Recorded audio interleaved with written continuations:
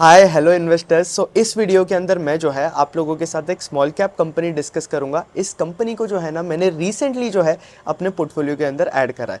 अब इस वीडियो के अंदर हम उस कंपनी को पूरा डिटेल के अंदर डिस्कशन करेंगे। इसके साथ साथ मैं आपको प्रोसेस समझाऊंगा, सिखाऊंगा कि क्या बेसिस पे जो है मैंने उस कंपनी को अपने पोर्टफोलियो के अंदर ऐड करा है और क्या रैशनल था मेरा इस कंपनी को जो है अपने पोर्टफोलियो के अंदर ऐड करने को। अब ये जो सेशन आपका बनकर आता है ना, ये हमारा जो कमिंग वर्कशॉप होने वाला है ना, portfolio analysis and market opportunities H1 FY26।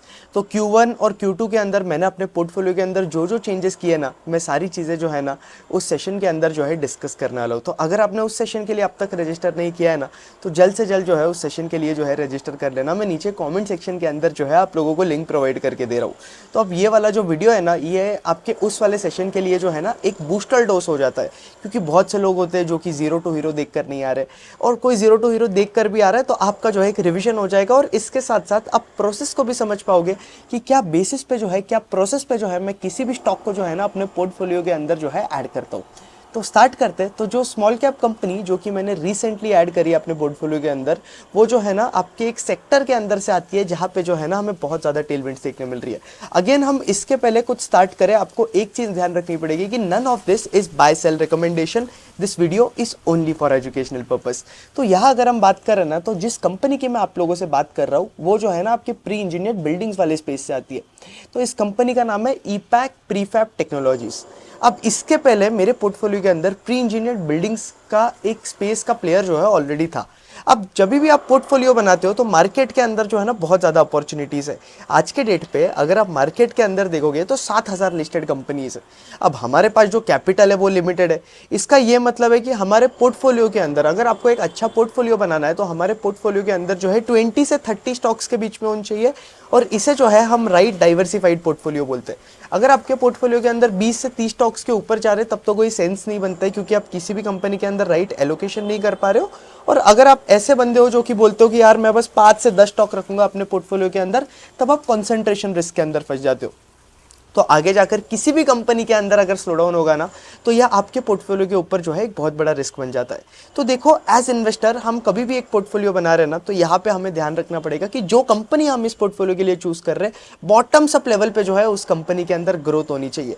क्योंकि हमें एट द एंड पूरा पोर्टफोलियो जो है ना कंपनी के बिजनेस को समझकर जो है बनाना है।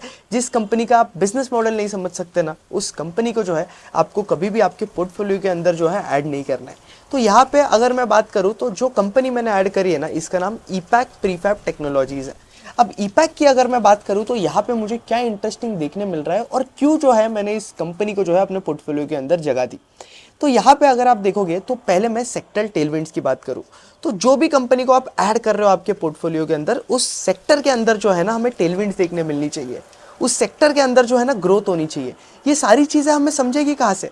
अगर हमें समझना है कि सेक्टर के अंदर टेलविंड है या नहीं, तो उसके लिए आपको क्या करना पड़ेगा? उसके लिए जो है आपको पीयर कंपनीज पढ़ना पड़ेगा। तो जब आप जाओगे तो पीईबी सेक्टर के अंदर अगर आप देखोगे तो पीयर कंपनीज हमें कौन सी देखने मिलती है? इंटरआर्क जैसी कंपनीज आ जाती है, पेनार इंडस्ट्रीज जैसी कंपनीज आ जाती है। एंड अगेन अगर आप देखोगे तो M&B इंजीनियरिंग नाम की भी एक कंपनी है जो कि आपके पीईबी स्पेस के अंदर लिस्टेड है। तो यहाँ पे अगर आप देखोगे तो इंटरआर्क बिल्डिंग सॉल्यूशंस के अंदर भी जो है हमें अच्छी खासी ग्रोथ देखने मिल रही है। रेवेन्यू ग्रोथ भी जो है हमें इस कंपनी के अंदर स्ट्रॉन्ग देखने मिल रही है। इसके साथ साथ अगर आप इंटरआर्क का कॉन कॉल पढ़ोगे ना, तो यहाँ पे जो मैनेजमेंट है ना वो भी जो है बहुत ज़्यादा ऑप्टिमिस्टिक है आपके पीईबी सेक्टर को लेकर। और पीईबी सेक्टर के अंदर जो है हमें बहुत बड़ा शिफ्ट देखने मिल रहा है अनऑर्गेनाइज से ऑर्गेनाइज्ड के तरफ। इसके साथ साथ ये हमें जो है ना, अगर हम सेक्टर टेलविंड्स कंफर्म कर रहे हैं ना, तो हमें जो है सेक्टर के मार्केट लीडर को पढ़ना है। पीईबी सेक्टर के अंदर आपका मार्केट लीडर कौन बनकर आता है? इंटरआर्क बिल्डिंग प्रोडक्ट्स। फिर इसके बाद हम जो है सेक्टर के बाकी प्लेयर्स को भी पढ़ेंगे। तो यहाँ अगर आप देखोगे तो अगला जो प्लेयर हम पढ़ेंगे ना वो है पेनार। अब पेनार इंडस्ट्रीज के अंदर अगर आप इनकी कॉन कॉल जाके पढ़ोगे, अगेन कॉन कॉल डिकोड वगैरह किस तरीके से करते हैं, क्या करते हैं, ये सारी चीज़ें बहुत डिटेल के अंदर जो है ना मैंने आपको zero to hero master class के अंदर भी सिखाई हुई है। तो अगर आपने अभी तक जीरो टू हीरो अटेंड नहीं करा है ना, मैं लिंक मास्टर क्लास का जो है नीचे कमेंट सेक्शन के अंदर दे रहा हूँ, डिस्क्रिप्शन के अंदर भी दे रहा हूँ। Zero to hero master class आपको अटेंड करनी चाहिए, क्योंकि इससे आप सीखते हो कि किस तरीके से जो आप कॉन कॉल डिकोड कर सकते हो, मेगा ट्रेंड्स वगैरह आइडेंटिफाई कर सकते हो। तो बहुत ज़्यादा वैल्यू मिलती है आपको इस मास्टर क्लास के अंदर, तो इसको जो है आप बिल्कुल भी मिस मत करना। तो यहाँ पे अगर मैं बात करूँ तो पेनार इंडस्ट्रीज की कॉन कॉल में अगर आप देखोगे तो पीईबी वाला डिवीजन जो है ना कंपनी के लिए सबसे मेजर ग्रोथ ड्राइवर वाला डिवीजन है। और कंपनी एक्सपेक्ट कर रही है कि वो पीईबी वाला जो डिवीजन है ना उसे आराम से डबल डिजिट पे ग्रो कर रहा है।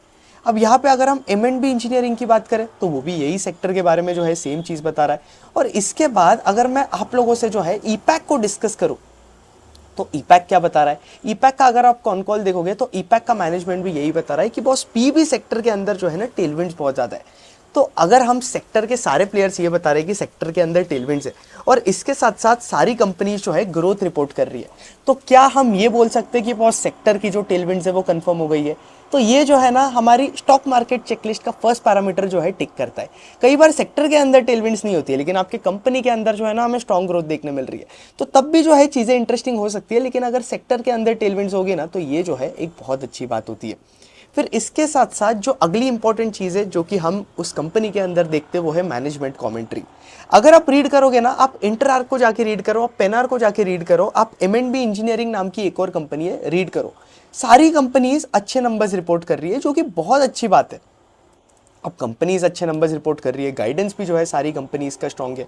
अब हमें हमारे पोर्टफोलियो के अंदर उस प्लेयर को ऐड करना है ना जिसका गाइडेंस सबसे ज़्यादा स्ट्रॉन्ग है, जिसके अंदर ग्रोथ सबसे ज़्यादा स्ट्रॉन्ग हमें देखने मिल रही है और जिसके अंदर हमें वैल्यूएशन कंफर्ट देखने मिल रहा है। ठीक है, तो यहाँ पे जब मैं ईपैक की बात करूँ तो देखो मैं हर चीज़ जो बात कर रहा हूँ ना उसका एक राशनल है, और ये राशनल आप आपके पोर्टफोलियो के अंदर कभी भी कोई कंपनी को ऐड करने का सोच रहे हो या उसके अंदर आपको पोजीशन बनानी है तो किस तरीके से पोजीशन बनानी है, क्या करना है, ये सारी चीज़ें जो है ना मैं आपके साथ अपकमिंग लाइव सेशन के अंदर जो है बहुत डिटेल के अंदर डिस्कस करूंगा। उसमें तो मैं अपने पोर्टफोलियो की सारी कंपनी जो है आप लोगों के साथ डिस्कस करूंगा, बताऊंगा कि क्या बेसिस पे मैंने पोर्टफोलियो बनाया हुआ है, क्या बेसिस पे मैंने पोजीशन चेंज करी है, कौन से स्टॉक्स के अंदर कट करा है, वो बहुत सारी चीज़ें जो है मैंने पोर्टफोलियो के अंदर जो है कमिंग 6 मंथ्स के अंदर चेंजेस करी हुई है, लास्ट 6 मंथ्स के अंदर। क्योंकि कमिंग 6 मंथ्स के अंदर हाई चांसेस है कि हमें मार्केट के अंदर जो है ना बुल रन देखने मिल सकती है, क्योंकि अर्निंग्स जो है, क्योंकि मार्केट आपको पता ही होगा कि अर्निंग्स ग्रोथ पे चलता है, तो मार्केट के अंदर ब्रॉडर बेसिस पे अगर आप देखोगे तो अर्निंग्स ग्रोथ जो है ना हमें फिर से दिखनी स्टार्ट हो जाएगी। तो यहाँ पे अगर मैं ईपैक की बात करूँ तो ईपैक के केस में अगर आप देखोगे तो ग्रोथ जो है ना कंपैरेटिवली हमें ज़्यादा देखने मिल रही है। अगर आप ईपैक के नंबर्स देखोगे तो ये लोग भी जो है ना स्ट्रॉन्ग नंबर्स रिपोर्ट कर रहे हैं। अब बात आती है मार्जिन की। पूरे इंडस्ट्री के अंदर अगर आप देखोगे तो इंटरआर्क एबिटा मार्जिन कमा पा रहा है 10 से 11% के बीच में, पेनार भी वही लेवल के आसपास एबिटा मार्जिन कमा पा रहा है। हालांकि पेनार के अंदर दूसरे डिविजन्स भी है और M&B इंजीनियरिंग नाम की एक कंपनी है जो कि आराम से जो है 13% का एबिटा बना पा रही है। रीज़न क्या है M&B इंजीनियरिंग ज़्यादा एबिटा मार्जिन कमा पा रही है? रीज़न ये है कि कंपनी के अच्छे खासे रेवेन्यूज हमें एक्सपोर्ट से जो है देखने मिलते हैं और आगे जाकर ये इनका एक्सपोर्ट्स का डिवीजन जो है ना स्केल करने वाले, तो एक्सपोर्ट के अंदर ये कंपनी जो है ना आराम से 25% का एबिटा बना सकती है। और इस रीज़न से अगर आप देखोगे तो M&B इंजीनियरिंग के जो मार्जिन है ना थोड़े हाइयर साइड पे। तो मार्जिन वाइज अगर आप देखोगे तो M&B इंजीनियरिंग जो है ना एक इंटरेस्टिंग प्लेयर बनकर आता है। अब जो अगला मेट्रिक है जो कि हमें देखना है वो है केपेक्स। तो केपेक्स की अगर मैं बात करूं तो केपेक्स के अंदर जो भी कंपनीज बनकर आती है ना सारी कंपनीज जो है केपेक्स कर रही है। इंटरआर्क भी केपेक्स कर रही है, उनकी कैपेसिटी आई थिंक 1,60,000 के आसपास है, 1,70,000, वो उसे इंक्रीज कर कर जो है 2 लाख के आसपास लेकर जा रहे हैं। अभी अभी रिसेंटली उन्होंने एक और कैपेसिटी एक्सपेंशन अनाउंस करा है जहां ये लोग बता रहे हैं कि ये लोग 2 लाख से 230 के आसपास लेके जा रहे हैं। तो FY27 के अंदर सारी कंपनीज का केपेक्स जो है ना हमें लाइव होता हुआ देखने मिलेगा और सारी कंपनीज के अंदर जो है ना हमें स्ट्रॉन्ग ग्रोथ देखने मिलेगी। पेनार के केस में भी अगर आप देखोगे तो पेनार का मैनेजमेंट यही बता रहा है कि हम लोग भी जो है केपेक्स कर रहे हैं। फिर इसके साथ साथ अगर आप ईपैक का मैनेजमेंट देखोगे तो ईपैक का मैनेजमेंट भी अपने कॉन्फ्रेंस कॉल के अंदर यही बता रहा है कि बॉस हम लोग भी जो है केपेक्स कर रहे हैं। ईपैक का मैनेजमेंट अगर आप देखोगे तो अलग अलग कैटेगरी के अंदर जो है केपेक्स कर रहा है। तो इनके इसमें ये लोग सैंडविच पैनल्स बनाते हैं तो उसमें भी जो है कंपनी का मैनेजमेंट केपेक्स कर रहा है। एंड अगेन अगर आप देखोगे तो पीईबी साइड ऑफ कैपेसिटी के लिए भी जो है मैनेजमेंट केपेक्स कर रहा है। पीईबी के लिए मैनेजमेंट ये बता रहा है कि ये लोग आराम से आपका 6 से 7x का एबिटा बना सकते हैं। और अगर हम दूसरे वाले डिवीजन की बात करें, कौन सा वाला डिवीजन, सैंडविच वाला जो इनका डिवीजन है वहाँ पे ये लोग केपेक्स कर रहे हैं, तो वहाँ पे ये लोग 2 से 2.5 टाइम्स के आसपास का जो है एसेट टर्नओवर कमा सकते हैं और पीईबी के अंदर 6 to 7x का। तो ये चीज़ जो है आपको ध्यान रखनी पड़ेगी। फिर इसके बाद अगर हम ईपैक की कॉन्फ्रेंस कॉल के अंदर और क्या क्या मैनेजमेंट ने बताया वो सारी चीज़ें डिस्कस करें तो यहाँ ईपैक का बिजनेस अगर आप देखोगे तो इस बिजनेस के अंदर जब मैं इंटरआर्क को कंपेयर करूँ तो इंटरआर्क was growing at about 20% CAGR 2025। M&B भी जो है इसी पेस के आसपास ग्रो कर रहा था। लेकिन जब मैं ईपैक की बात करूँ तो बॉस ईपैक के अंदर जो है ना हमें ग्रोथ रेट जो है ना वो बेटर होते हुए देखने मिल रही है, क्योंकि ईपैक जो है 46% CAGR के आसपास जो है कंपनी ने अपना बिजनेस ग्रो करा है, जो कि बहुत इंटरेस्टिंग बात हो जाती है। तो इस रीजन की वजह से अगर आप देखोगे तो ईपैक जो है ना सेक्टर के अंदर एक आउटलायर भी बनकर आता है। बाकी पीयर्स ग्रो कर रहे हैं 20% पे, ईपैक ग्रो कर रहा है 46% पे, जो कि अगेन बहुत इंटरेस्टिंग बात है। केपेक्स वाइज अगर आप देखोगे तो सारी कंपनीज केपेक्स कर रही है, तो ये भी एक पॉजिटिव बात बन जाती है। तो अभी तक अगर आप देखोगे तो सारी कंपनीज जो है अच्छी लग रही है, बस डिफरेंस ये है कि ईपैक ने जो है इतने सालों से अपना बिजनेस बहुत ज़्यादा फास्ट ग्रो किया है और इंडस्ट्री के अंदर जो है कंपनी ने मार्केट शेयर जो है बहुत ज़्यादा फास्ट पेस पे ग्रो किया है। तो मैनेजमेंट यही बता रहा है कि इनका जो मार्केट शेयर है ना उसे ये लोग इंक्रीज़ करने वाले, और इन कमिंग 3 to 5 ईयर जो है इनका मार्केट शेयर जो है हमें और ज़्यादा इंक्रीज़ होते हुए देखने मिलेगा। फिर इसके बाद अगर मैं बात करूँ तो जब मैं कैश फ्लोज की बात करता हूँ तो किसी भी कंपनी अगर आप देख रहे हो तो वो देखो आप कैश फ्लोज जो है अगेन वेरी करता है। कोई कंपनी अगर अपना बिजनेस ग्रो कर रही है, छोटी कंपनी है, तो वो जो है कैश फ्लो उसके लिए बनाना जो है ना थोड़ा मुश्किल भी हो जाता है कई केसेस में। बट कोई ऐसी कंपनी है जो कि ऑलरेडी एस्टैब्लिश्ड बिजनेस है, तो वहाँ पे उन कंपनीज को आप देख सकते हो कि यूजुअली कैश फ्लो बना रही है अगर कंपनी, तो अच्छी बात होती है। तो ईपैक के केस में अगर आप देखोगे तो इन्होंने 62 का सीएफओ बनाया हुआ है, 62 का कैश फ्लो फ्रॉम ऑपरेशंस, और इन्होंने पैट कितना किया है मार्च 2025 में 59 करोड़ का। इसका ये मतलब है कि ईपैक जो है कैश फ्लो भी बना पा रहा है। पीयर्स को भी अगर आप देखोगे तो देखो प्री इंजीनियर्ड बिल्डिंग्स वाले स्पेस के अंदर आपको कैश फ्लो बनाना इतना ज़्यादा टफ नहीं होता है, क्योंकि इन कंपनीज के मैक्सिमम रेवेन्यूज अगर आप देखोगे तो प्राइवेट साइड ऑफ केपेक्स के थ्रू जो है इनके रेवेन्यूज आ रहे हैं। तो जब प्राइवेट सेक्टर के अंदर केपेक्स होता है ना, तब अगर आप देखोगे तो इन्हें ज़्यादा से ज़्यादा ऑर्डर्स मिलते हैं। लेकिन पब्लिक साइड से अगर आप देखोगे, गवर्नमेंट साइड से इन्हें डायरेक्टली इतने ज़्यादा ऑर्डर्स नहीं मिलते। हो सकता है इन्हें इनडायरेक्ट ऑर्डर्स मिले, जैसे कि गवर्नमेंट जो है एलएनटी को प्रोजेक्ट दे रहा है, फिर एलएनटी वाले ईपैक वालों को प्रोजेक्ट दे रहे हैं, इंटरआर्क वालों को प्रोजेक्ट दे रहे हैं, तो ये सारी चीज़ें हो सकती है। लेकिन अगेन अगर आप देखोगे तो प्राइवेट सेक्टर के केपेक्स पे जो है यहाँ पे मैक्सिमम चीज़ें डिपेंड करती है। तो इसलिए कैश फ्लो के केस में अगर आप देखोगे तो जब आप B2G बिजनेस देखते हो जहाँ गवर्नमेंट इन्वॉल्व होती है, वहाँ पे रिसीवेबल्स का इशू होता है। लेकिन इनके केस में अगर आप देखोगे तो कंपनी जो है ना, इंटरआर्क हो गया या फिर हमारा ईपैक हो गया, तो ये कंपनी जो है अच्छा खासा कैश फ्लो बना पा रही है, क्योंकि at the end long run में बिजनेस को जो है कैश फ्लो बनाना ही पड़ेगा। लेकिन ये सारी चीज़ें भी है ना business model to business model depend करती है। जैसे कि जब मैं बैंक्स की बात करूँ तो बैंक्स के केस में आप कभी कैश फ्लोज नहीं देखते हो।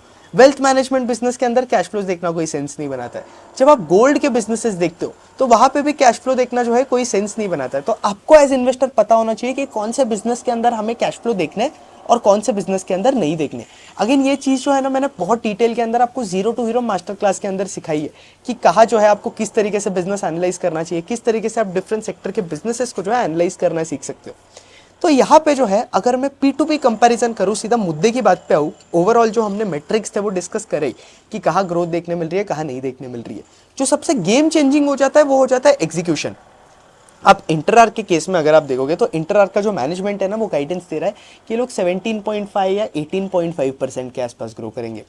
फिर इसके साथ साथ जब मैं M&B इंजीनियरिंग की बात करूँ तो इनका जो मैनेजमेंट है ना वो जो है 25% का टॉप लाइन गाइडेंस दे रहा है। अब ईपैक का मैनेजमेंट अगर आप देखोगे तो ईपैक का मैनेजमेंट आराम से गाइड कर रहा है कि ये लोग 50% के आसपास जो है आराम से ग्रो कर सकते हैं FY26 के अंदर, और इसके अलावा 30 to 35% CAGR के आसपास जो है कंपनी अपना बिजनेस ग्रो कर सकती है। तो जो कि अगेन ये भी जो है एक और पॉजिटिव बात हो जाती है। तो इसलिए अगर आप देखोगे तो ईपैक जो है ना पूरे इंडस्ट्री के अंदर हमें आउटलायर बनकर आता है। क्यों? क्योंकि ओवरऑल अगर आप देखोगे तो बिजनेस जो है एग्जीक्यूट बेटर कर रहा है। ईपैक का पहले मार्केट शेयर इंडस्ट्री के अंदर इतना ज़्यादा नहीं था। कैपेसिटी वाइज भी अगर आप देखोगे तो ईपैक की बहुत ज़्यादा कैपेसिटी नहीं है। इंटरआर्क और पेनार की जो है सबसे बड़ी कैपेसिटी है, फिर उसके बाद ईपैक और M&B जैसी कंपनीज आ जाती है। तो यहाँ पे अगर आप देखोगे तो ईपैक अपनी कैपेसिटी भी इंक्रीज कर रहा है, मार्केट शेयर भी इंक्रीज कर रहा है। इस रीजन से अगर आप देखोगे तो ईपैक जैसी कंपनीज के अंदर जो है ना हमें ग्रोथ भी स्ट्रॉन्गर देखने मिल रही है। अब हमें हमारी पोर्टफोलियो की कंपनी से क्या चाहिए कि उसका एग्जीक्यूशन पूरे इंडस्ट्री के अंदर सबसे अच्छा देखने मिले। तो ईपैक के केस में अगर मैं बताऊं तो इसका एग्जीक्यूशन भी जो है ना बहुत ज़्यादा स्ट्रॉन्ग है। अब एग्जीक्यूशन स्ट्रॉन्ग कैसे है बॉस? यहाँ अगर आप देखोगे तो ईपैक ने जो है एक वर्ल्ड रिकॉर्ड भी ब्रेक करा हुआ है, जहाँ इन्होंने प्री इंजीनियर्ड बिल्डिंग्स अगर आप देखोगे तो कोई भी क्लाइंट अगर प्री इंजीनियर्ड बिल्डिंग्स बनवा कर ले रहा है तो उसकी सबसे बड़ी रिक्वायरमेंट ये है कि कम टाइम लगे और कॉस्ट रिड्यूस हो जाए। तो ईपैक जो है कम टाइम में जो है प्री इंजीनियर्ड बिल्डिंग्स बना देता है। इंडस्ट्री के अंदर आई थिंक इनका सबसे ज़्यादा लीडिंग टाइम है, जो कि सबसे कम टाइम पे इन्होंने बिल्डिंग्स बनाई है, जो कि अगेन बहुत ज़्यादा इंटरेस्टिंग हो जाता है। पीबी सेक्टर के अंदर सारे बिजनेसेस अगर आप देखोगे तो 23% के आसपास ROCE जो है आराम से बना सकते हैं। अब देखो सेक्टर के अंदर टेलविंड्स है और सेक्टर के अंदर प्लेयर्स भी जो है ना, सारे प्लेयर्स जो है अच्छे एक्सपेक्टेड है। लेकिन मुझे ईपैक इंटरेस्टिंग लग रहा है क्योंकि ओवर द ईयर्स अगर आप ईपैक का एग्जीक्यूशन देखोगे ना, ये एग्जीक्यूशन जो है ना हमें बहुत ज़्यादा स्ट्रॉन्ग देखने मिला है। और इसके साथ साथ ईपैक के केस में अगर आप देखोगे तो मैनेजमेंट का जो गाइडेंस है ना वो भी बड़ा स्ट्रांग है, क्योंकि यहाँ से हमें ये देखना है कि बिजनेस ने पहले कितना पैसा बनाया ना, उससे मार्केट के अंदर फर्क नहीं पड़ता है। मार्केट के अंदर फर्क इससे पड़ता है कि बिजनेस आगे जाकर कितना पैसा बनाएगा। तो ईपैक के केस में अगर आप देखोगे तो ईपैक एक्सपेक्टेड है ग्रो करना FY26 के अंदर जो है 50% के आसपास। अब इनके मैनेजमेंट को जो है सवाल भी पूछा था यही कॉन कॉल के अंदर, जहां मैनेजमेंट ने अगेन यही चीज बताई थी।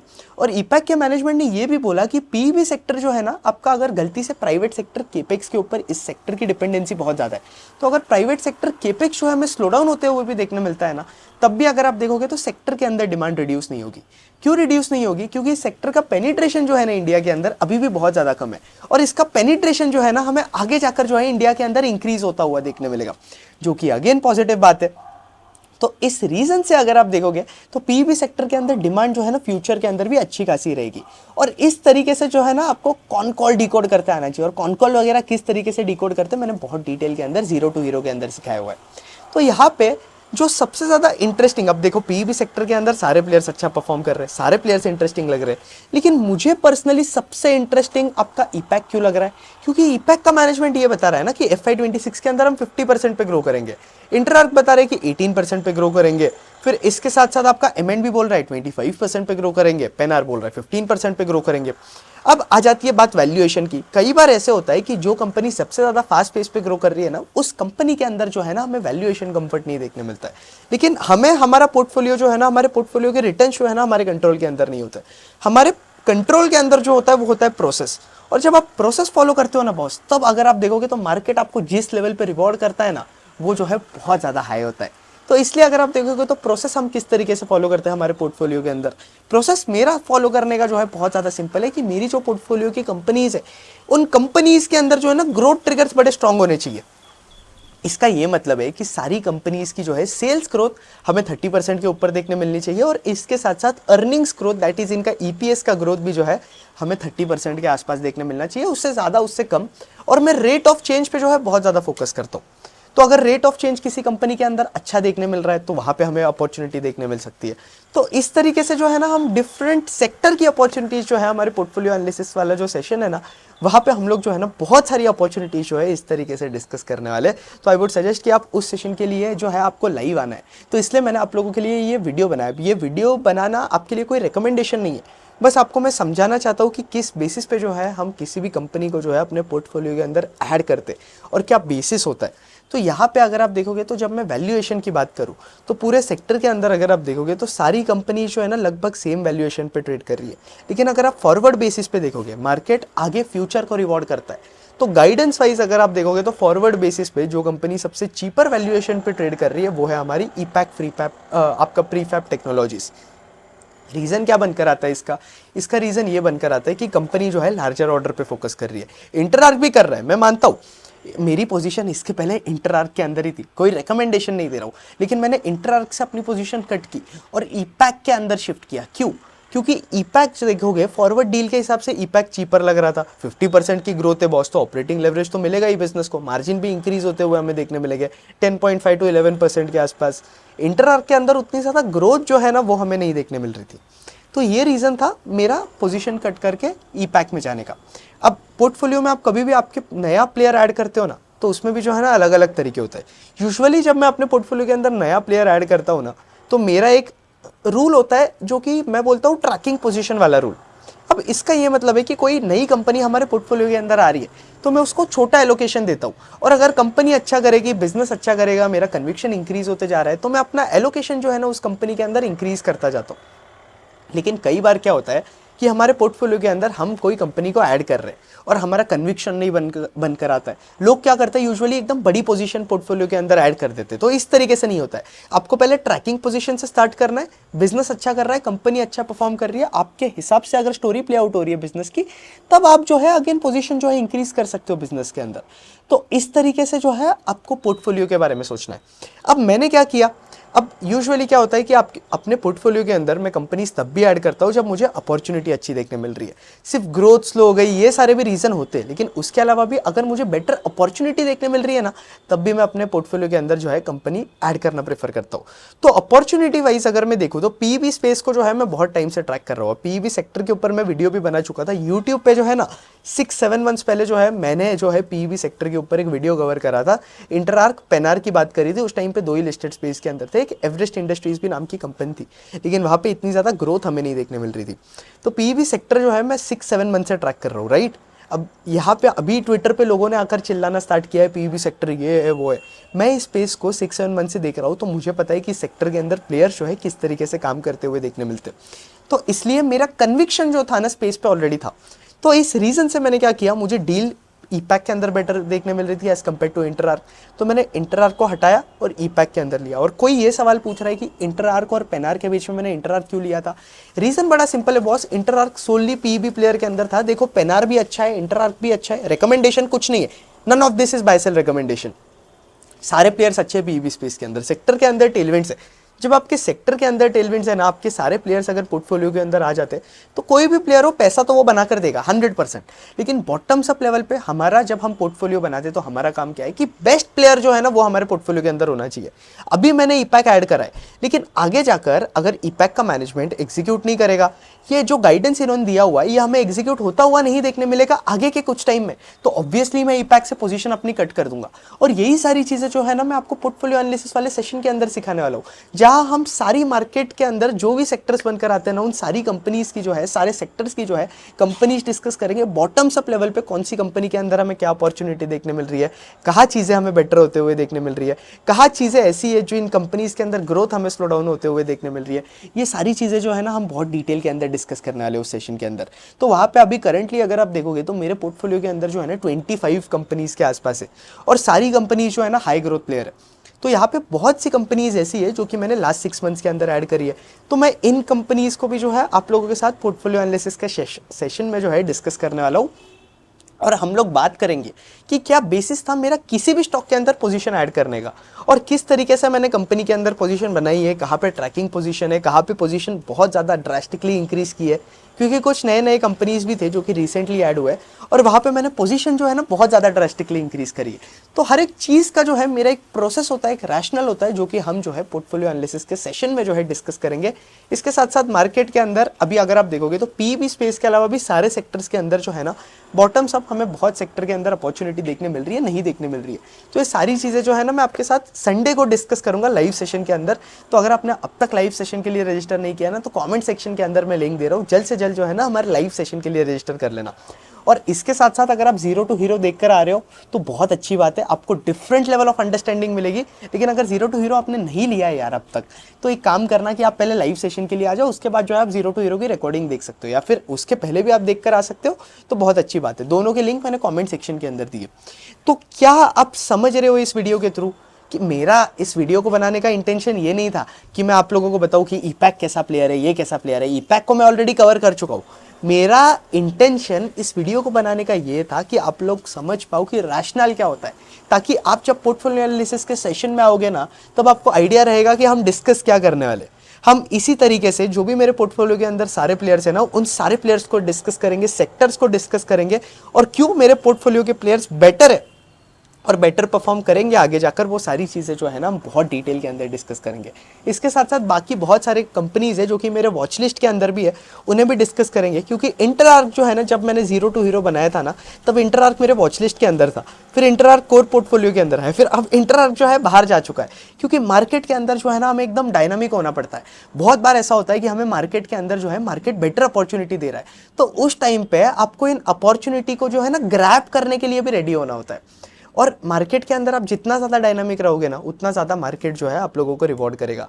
तो बॉटम्स अप आप लोगों को कंपनी स्टडी करनी है। मैं आपको सेशन के अंदर बताऊंगा कि बॉटम्स अप आपको क्या स्टडी करना है। तो आप सीधा जो है जो सबसे अच्छी अपॉर्चुनिटीज़ है ना सेक्टर की, उन्हीं अपॉर्चुनिटीज़ को जो है आप सीधा जाके स्टडी कर सकते हो।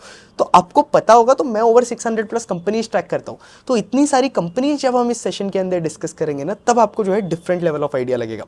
तो ईपैक का भी अगर आप देखोगे ना, तो ईपैक पे भी अगर आप देखोगे तो पीयर्स में सबसे बेस्ट परफॉर्मिंग प्लेयर जो है अभी ईपैक लगकर आता है, इसलिए मैंने ईपैक को अपने पोर्टफोलियो के अंदर जगह दी। एक प्लेयर को कट ऑफ किया, वहां पे अपॉर्चुनिटी खराब लग रही है, इस प्लेयर को ऐड किया क्योंकि यहाँ अपॉर्चुनिटी बेटर लग रही है। इस तरीके से मार्केट के अंदर सोचना पड़ता है और इस तरीके से आपको डायनामिक होना पड़ता है आपके स्टॉक मार्केट के जर्नी के अंदर, क्योंकि डायनामिक नहीं हो तो यार मार्केट के अंदर पैसा बनाना जो है थोड़ा टफ बनकर आता है। ईपैक की कौन कॉल अगर आप पढ़ोगे तो ये सारे आपके हाई ग्रोथ सेक्टर्स के अंदर काम कर रहे हैं, सारे इंटरेस्टिंग सेक्टर के अंदर जो है कंपनी काम कर रही है, मैनेजमेंट इतना ऑप्टिमिस्टिक है, तो ये सारी चीज़ें भी जो है ना क्वालिटेटिव चीज़ें भी जो है जो कि आप कॉन कॉल डिकोड कर सीख सकते हो। तो कॉन कॉल डिकोड वगैरह कैसे करते हैं मैं आपको जीरो टू हीरो के अंदर बहुत डिटेल के अंदर समझा चुका हूँ, तो जीरो टू हीरो का भी लिंक मैं डिस्क्रिप्शन में दे रहा हूँ। तो वहाँ अगर आप देखोगे तो कॉन कॉल वगैरह अगर आप देखोगे ना, तो आप जब डिकोड करोगे कॉन कॉल, जब आप ईपैक की कॉन कॉल पढ़ोगे और बाकी कंपनीज की कॉन कॉल पढ़ोगे तो आपको आइडिया लगेगा कि ईपैक कंपैरेटिवली बेटर प्लेयर लग रहा है। तो यही है बात, यही मुझे आप लोगों से जो है डिस्कस करना था कि मैंने ईपैक को क्यों अपने पोर्टफोलियो के अंदर ऐड किया। मैट्रिक्स पे मैंने डिस्कस की, जैसे कि टॉप लाइन ग्रोथ में भी ईपैक बहुत अच्छा परफॉर्म कर रहा है, बॉटम लाइन ग्रोथ में भी अगेन टॉप लाइन ग्रोथ रहेगी तो कंपनी के अंदर बॉटम लाइन ग्रोथ ऑटोमेटिकली अच्छी रहेगी। मार्जिन वाइज ये लोग अच्छे मार्जिन कमा पा रहे हैं सेक्टर के अंदर अगर आप देखोगे तो ये अगेन पॉजिटिव बात है। केपेक्स सारी कंपनीज कर रही है, कैश फ्लो ये लोग बना रहे, नहीं भी बना रहे, again business model to business model depend करता है, लेकिन पीईबी में आपका प्राइवेट सेक्टर के केस में आप ज़्यादा काम कर रहे हो तो मैं एक्सपेक्ट करूंगा कि आप एज अ कंपनी जो है केपेक्स आपका कैश फ्लो बनाओ, ये बनकर आता है। फिर इसके साथ साथ अगर आप देखोगे तो वैल्यूएशन वाइज सारी कंपनी लगभग सेम वैल्यूएशन पे ट्रेड कर रही है, 30 से 35 के पी पे ट्रेड कर रही है, तो इस सेक्टर के अंदर री रेटिंग अपॉर्चुनिटी हमें देखने मिल सकती है क्या? हाँ बॉस, री रेटिंग की जो अपॉर्चुनिटी है ना हमें सेक्टर के अंदर अभी भी देखने मिल सकती है अगर इस लेवल का एग्जीक्यूशन जो है ना हमें सारी कंपनीज के अंदर देखने मिले। तो इस तरीके से जो है ना आपको मार्केट के अंदर सोचना चाहिए। होपफुली आपको ये वीडियो पसंद आया होगा, इसलिए मैंने आपको एंड में ब्रीफ भी कर दिया कि यार ये सारे मैट्रिक्स पे जो है ईपैक जो है हमें बेटर प्लेयर लग रहा है, गाइडेंस वाइज, मैनेजमेंट की एग्जीक्यूशन वाइज, और जिस तरीके से ईपैक ने मार्केट शेयर गैदर किया है पूरे सेक्टर के अंदर वो बहुत इंटरेस्टिंग लगता है। तो इतना ही है, होपफुली आप लोगों को वीडियो पसंद आया होगा। ये वीडियो कुछ अलग रहा, कुछ हमारे डेली बिजनेस एनालिसिस वाले वीडियो होते हैं, ईपैक पर मैं बिजनेस एनालिसिस कर चुका हूँ, वो वीडियो आप ऑलरेडी जाकर देख सकते हो, लेकिन यहाँ पे मैंने बात की है कि मैंने इस प्लेयर को अपने पोर्टफोलियो के अंदर ऐड क्यों किया। तो ये आपके लिए जो है बूस्टर सेशन जैसा जो है, आप पोर्टफोलियो एनालिसिस वाले वर्कशॉप के लिए जो कि हमारा लाइव सेशन हो रहा है संडे को, उसके लिए आप बूस्टर सेशन जैसा जो है समझ सकते हो। तो जहाँ पे मैंने एक कंपनी जो है आपको बताई है, बची हुई 24 कंपनीज जो है वो भी हम डिस्कस करेंगे और बाकी अपॉर्चुनिटीज भी डिस्कस करेंगे। तो होपफुली वीडियो पसंद आया होगा आप लोगों को। वीडियो पसंद आए तो लाइक करना, कंटेंट पसंद आया, चैनल पे पहली बार आए हो तो चैनल को सब्सक्राइब कर देना।